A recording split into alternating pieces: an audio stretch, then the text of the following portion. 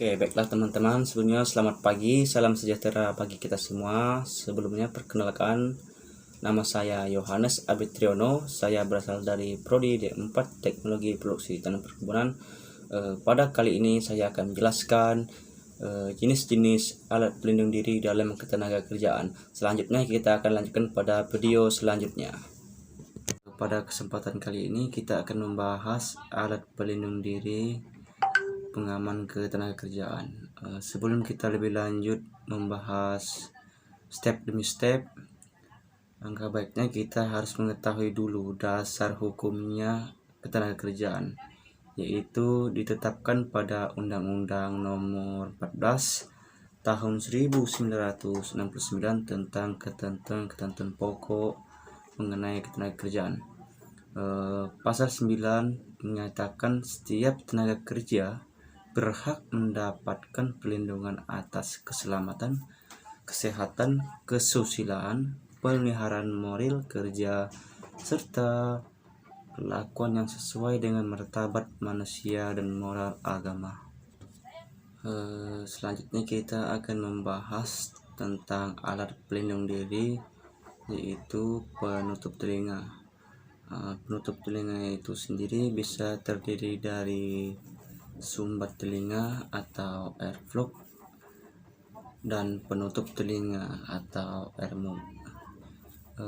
Penutup telinga ini juga berfungsi sebagai melindungi telinga dari kebisingan ataupun tekanan.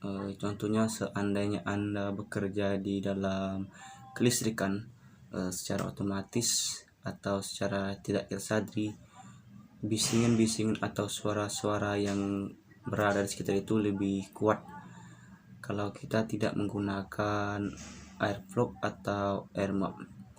Sehingga dengan berjalannya sering waktu, kalau tidak kita menggunakan alat pelindung telinga, gendang telinga kita akan menjadi rusak. Yang selanjutnya kita akan membahas alat pelindung diri, yaitu sarung tangan. Sarung tangan ini juga berfungsi sebagai melindungi jari-jari tangan dari sentuhan api, suhu panas, suhu dingin, dan radiasi, arus listrik, dan bahan kimia, benturan, pukulan, tergores benda-benda tajam, ataupun infeksi dari zat patogen seperti virus dan bakteri.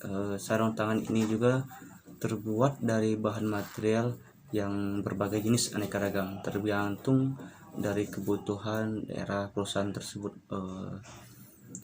Sarung tangan ini juga didesain khusus bersifat isolator atau tidak menghantarkan listrik, sehingga kalau terjadinya proses kesetrum listrik, kita tidak akan tersentuh langsung dengan listrik, karena pada sarung tangan tersebut sudah didesain dan sudah dilengkapi dengan bahan isolator ataupun bahan tidak berarus listrik.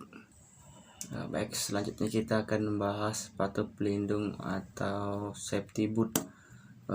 Pada safety boot ini berfungsi sebagai untuk melindungi kaki dari benturan-benturan benda tajam ataupun tertimpa benda berat atau tertusuk atau terkena cairan panas ataupun dingin, uap panas, bahan kimia berbahaya ataupun permukaan licin.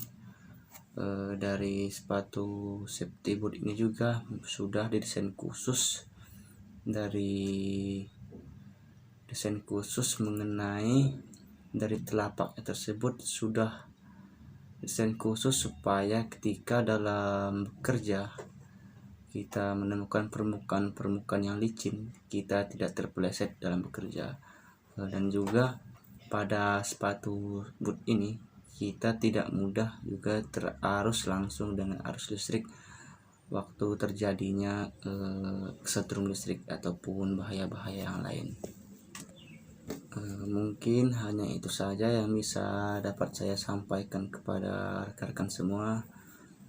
Sebelumnya saya ucapkan banyak terima kasih atas partisipasi semua. Sebelumnya saya atas nama Yohanes Abitrono undur diri, sekian dan terima kasih.